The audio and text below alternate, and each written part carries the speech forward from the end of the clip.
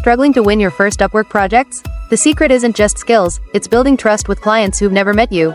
In this video, I'll share how to build that trust from your first click. Welcome back to Guide with Samuel. Trust is the currency of freelancing. Without it, clients won't take a chance on you. First, your profile is your foundation.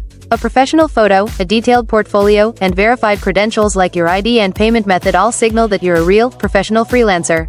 Second, communication is key. Respond promptly to messages, be clear about your process, and set realistic expectations.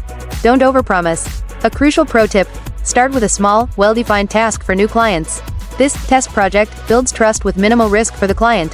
Deliver exceptional work on this small task, and you'll almost always get more, larger projects. And just like that, you can transform from a stranger into a trusted partner. Building trust is what turns one-time projects into long-term relationships. What's your go-to strategy for building trust with a new client? For your final question, subscribe for our next video on how to manage multiple Upwork contracts. Thanks for watching.